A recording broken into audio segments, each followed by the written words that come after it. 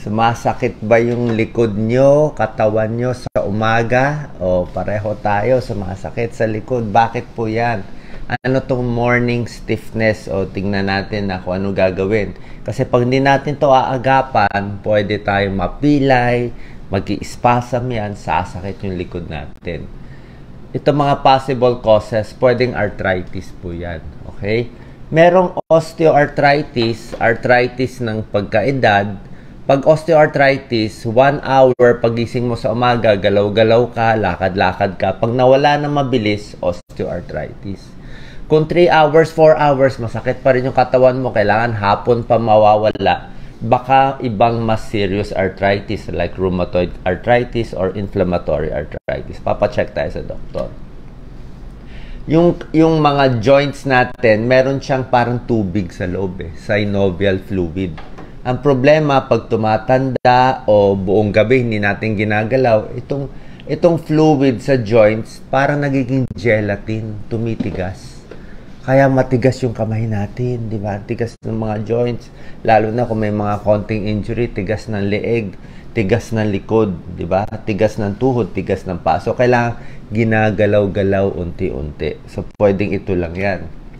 Meron ding problem na another cause, low cortisol. Pero normally naman, bababa cortisol sa gabi, tataas sa umaga. So, pag low cortisol, minsan daw tumataas yung inflammation. Ano gagawin natin para dito sa morning arthritis, dito sa morning stiffness pala, hindi pa sigurado kung arthritis. Pag nakahiga, dapat yung joints mo medyo stable. Yan, no? Support mo sa pillow sa gabi. Pwedeng medyo warm, di ba? Kung masyadong malamig, yung aircon, maninigas, magka-cramps. Bago matulog sa gabi, doon ka pwede mag-stretch. Paggising, dahan-dahan lang. Ako, pwede mag-stretch, pero pag binigla mo kasi baka mag-spasm yung ganito, itong ganito. Parang hindi ko, siguro kung bata ka pa, pero kung may edad na maano na, unti-unti lang, unti-unting stretch lang gagawin natin. Pwede rin morning hot shower. Okay? Para mainitan.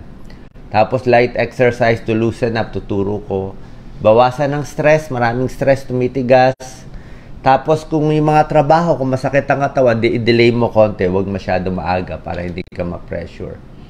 May mga doktor, nagbibigay sila ng gamot sa morning stiffness, lalo na kung may mga rheumatoid arthritis at iba may mga steroids. Pero bago tayo umabot dito muna tayo sa home remedy natin.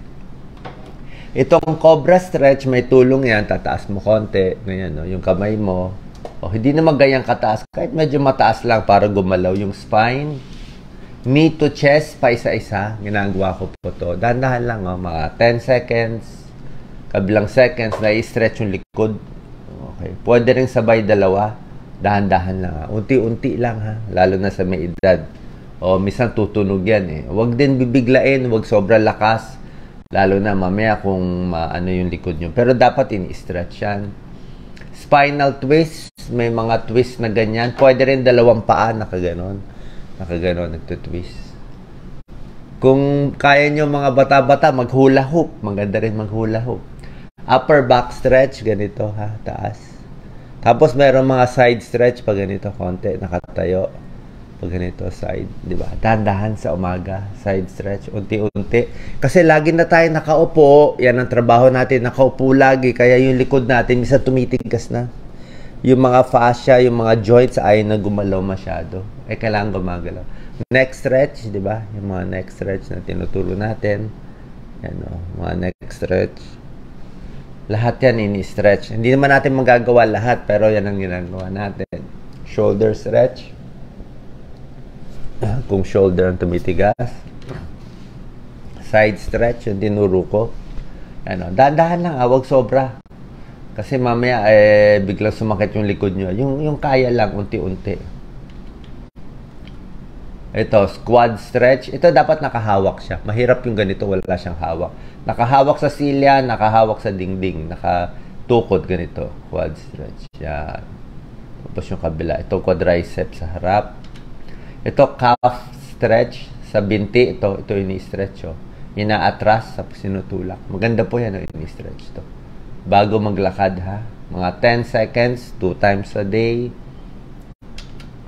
Tapos yung iba naman, ito masyado na mataas to, baka hindi nyo na kaya, 110 na yan. Pero normally, mga 90 lang o 80, 90, pwede na yan.